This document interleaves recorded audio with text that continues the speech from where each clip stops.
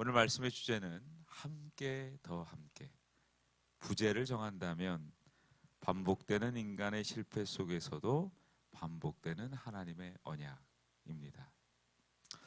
여러분, 왜 우리의 삶은 또 우리의 인생은 같은 실수를 반복할까요? 우리가 말씀을 읽다 보면 특별히 창세기를 계속 우리가 읽어나가고 있습니다. 불편한 사실을 마주하게 됩니다. 어찌 보면 진실일 수도 있습니다. 믿음의 조상이라도 불리는 사람들조차도 같은 유형의 실수를 계속하는 것을 보게 됩니다. 아담은 두려움 속에서 하나님을 피해 숨었고 아브라함은 또 기근해서 또 기근 앞에서 아내를 누이라고 속였습니다. 이삭은 또 아버지와 같은 상황에서 똑같은 거짓말을 합니다. 야곱은 형을 속이고 도망을 치는 인생을 살아갑니다. 시대도 다르고 상황도 다르고 모든 것이 다를 것 같은데 동일한 패턴을 보게 됩니다. 두려움, 그 두려움에 대한 자기 보전, 그리고 인간의 계산, 그리고 우리가 주로 타당하다고 여기는 합리적인 사고, 결국엔 도망가는 그런 인생의 패턴을 우리가 반복적으로 보게 됩니다. 타락한 이후에 인간의 이 반복되는 패턴은 왜일까요? 창세기 3장 8절과 10절을 우리 같이 한번 볼까요? 그들이 그날 바람이 불 때 동산에 거니시는 여호와 하나님의 음성을 듣고 아담과 그의 아내가 여호와 하나님의 낯을 피하여 동산나무 사이에 숨은지라. 인간이 죄를 짓고 나서 취했던 태도는 숨는 겁니다. 죄의 어떻게 보면 열매의 특징일 수 있죠. 숨는다고 보이지 않는 것도 아니고, 피한다고 사라지는 것도 아니고, 또 가린다고 가려지는 것도 아닌데 그런 삶을 반복적으로 행하고 있습니다. 신약에 와서 요한복음 3장 19절과 20절에 이렇게 말씀하고 있습니다. 빛이 세상에 왔을 때 사람들이 자기 행위가 악함으로 빛보다 어둠을 더 사랑한 것이니라. 악을 행하는 자마다 빛을 미워하여 빛으로 오지 아니하나니. 여러분, 우리는 아브라함의 인생을 통해서 또 이삭의 인생을 통해서 야곱의 인생을 통해서 이런 반복된 패턴들을 보게 됩니다. 성경은 무엇을 말씀하고 싶을까요? 창세기 3장 이후의 인간의 삶의 모습을 붕어빵 찍어내듯이 계속 성경은 보여주고 있습니다. 그리고 사실 그 성경에 드러난 인간의 연약한 모습은 저와 여러분의 모습일 수도 있습니다. 여러분의 신앙의 연조가 길든 깊든 우리는 여전히 하나님 앞에 비슷한 신앙적 태도를 취할 때가 있습니다. 그리고 주로 깨닫는다라는 표현을 우리가 씁니다. 이 깨닫는다라는 것은 선행적으로 이해했다가 아니라 후행적으로 이해했다. 그러니까 어떤 우리가 잘못을 저지르고 성경에 나와 있는 인물들의 유사한 패턴을 반복하고 난 이후에 말씀을 읽거나 말씀을 들을 때 내가 그랬구나 라는 어떠한 일이 행해진 이후에 깨닫는 경우가 사실 훨씬 더 많습니다. 이삭도 그러했고 야곱도 그러했으며 믿음의 조상이라는 아브라함도 그러했습니다. 왜일까요? 개혁주의의 중요한 교리 중에 하나인 인간은 전적으로 타락했습니다 라는 내용이 있습니다. 맞습니다. 우리는 전적으로 타락했기 때문입니다. 그래서 우리가 하나님의 뜻에 부합되는 인생을 생각하고 살아가기보다는 우리의 죄와 그 본성 아래에서 하나님의 말씀을 어찌하든 지연하고 회피하고 우리의 의식과 우리의 인지된 상황으로 해석하려는 경향이 훨씬 더 많습니다. 로마서 3장 10절과 12절에 이렇게 말씀하고 있습니다. 기록된 바 의인은 없나니 하나도 없으며 깨닫는 자도 없고 하나님을 찾는 자도 없고 다 치우쳐 함께 무익하게 되고 선을 행하는 자가 없나니 하나도 없도다. 이것이 우리 인생의 현 주소일 수 있습니다. 그럼에도 불구하고 하나님은 어떠실까요? 우리가 반복되는 실패와 죄에 넘어짐에도 불구하고 하나님은 더욱더 반복되이 우리에게 역사하신다는 겁니다. 그래서 우리는 은혜 아래 산다라고 말할 수밖에 없어요. 우리가 요한복음 1장에 어떤 말씀이 있습니까? 은혜인데 그 위에 은혜다. 그래서 우리가 간혹 착각을 하는 게 하나 있어요. 우리가 어떤 것을 굉장히 잘 준비했고 잘했기 때문에 결과가 좋다. 제가 긴 인생을 살진 않았습니다. 그럼에도 불구하고 드는 생각은 그러합니다. 인생은 알 수가 없다. 그리고 인간의 노력의 성과라고 말하기에는 그 격차가 너무나 차이가 난다. 그러니까 열심히 살지 말라는 말씀이 아닙니다. 부지런하지 말라는 말씀도 아닙니다. 그러나 인간의 결과값은 우리가 예상한 대로 오지는 않는다. 그럼에도 불구하고 하나님의 은혜가 있구나라는 겁니다. 그래서 우리가 은혜 앞에 나오는 게 맞고 하나님은 항상 은혜를 먼저 베푸시고 그리고 우리의 할 바와 의무를 요구하신다라는 겁니다. 야곱이 먼저 자신의 잘못을 돌이켰을까요? 물론 그의 행위가 하나님의 언약 아래에서 정당성을 부여받는 면도 있습니다. 그렇다고 거짓말을 하거나 그렇다고 삶을 기만하는 것이 옳다라고 말할 수는 없습니다. 물론 성경은 도덕적 상황을 이야기하는 것은 아닙니다. 그것을 넘어 하나님의 은혜와 영적인 질서를 말하는 것이 맞습니다. 그럼에도 불구하고 우리가 이것을 무자르듯이 잘라내는 것은 아닙니다. 하나님의 형상대로 지음받았다는 것은 그 코에 생기를 불어넣어 생명이 되었다는 것은 우리가 마땅히 살아야 될 삶의 질서와 원리를 깡그리 무시하고 어떤 특정한 초월적 상황에 놓여서 구름 위를 걷듯이 산다라는 것은 아닙니다. 하나님은 창세기 1장에 보면 점을 딱딱딱 찍으셨습니다.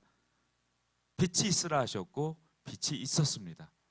그리고 하늘과 궁창을 만드셨고 그 이후에 하나님께서 창조의 질서를 하나하나 점 찍어 그 점들을 연결했습니다. 그리고 그 연결된 선이 면이 되었고 공간이 되었습니다. 하나님은 질서의 하나님이십니다. 그러나 인간은 무질서합니다. 창세기 2장은 그것을 명확하게 증언하고 있습니다. 공허하고 혼돈하고 흑암이 깊음 위에 있었다. 그럼에도 우리에게 놀라운 사실은 하나님의 신은 수면 위에 운행하셨다라는 거예요. 저와 여러분의 무질서한 삶 가운데 하나님은 늘 역사하시고 우리의 삶을 주님의 질서 아래에서 재편해 가신다. 그래서 우리가 연단을 받습니다. 우리가 고난을 당합니다. 우리가 시련을 겪습니다라는 것은 욥이 말한 것처럼 우리를 단련하신다. 단련하셔서 도대체 뭐 하시려고 하느냐? 우리로 하여금 하나님을 믿게끔 하십니다.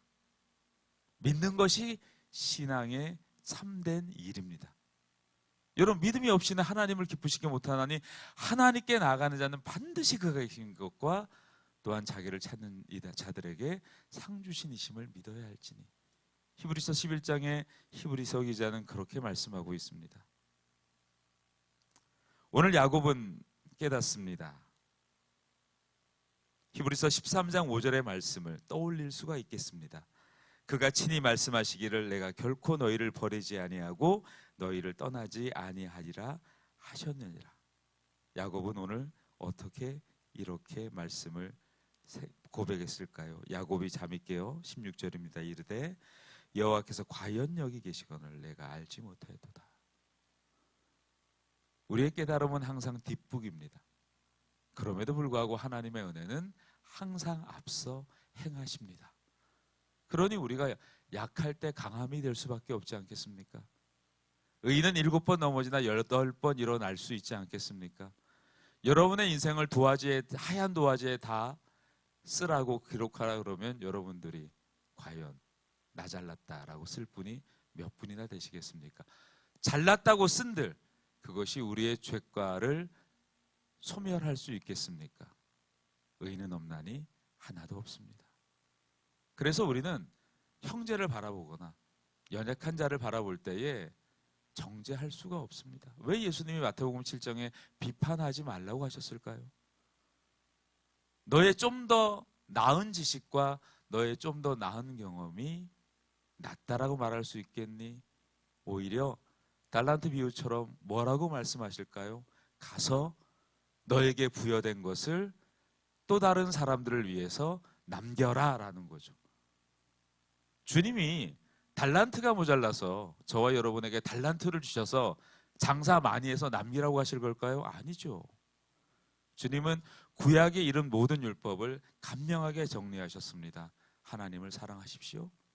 그리고 내 이웃을 내 몸같이 사랑하십시오. 내 이웃을 사랑한다는 것 뭘까요? 내가 누군지를 깨닫는 것, 거기서부터 시작을 합니다. 하나님은 야곱에게 찾아오신 듯 보입니다. 그러나 조금 더 우리가 들여다보면 이미 함께 하셨습니다. 그것을 야곱은 뒤늦게 이해하고 깨달은 거죠. 이것이 우리의 신앙의 여정입니다. 하나님은 늘 먼저 계셨고 우리가 한참 뒤에야 그 사실을 알아챕니다. 그런데 하나님은 그런 우리를 보고 답답해하시거나 그리고 놓치지 않습니다. 너무나 조용히 그러나 기다려 주십니다. 요한일서 4장 19절에는 이렇게 말씀하고 있습니다. 우리가 사랑함은 그가 먼저 우리를 사랑하셨음이니라.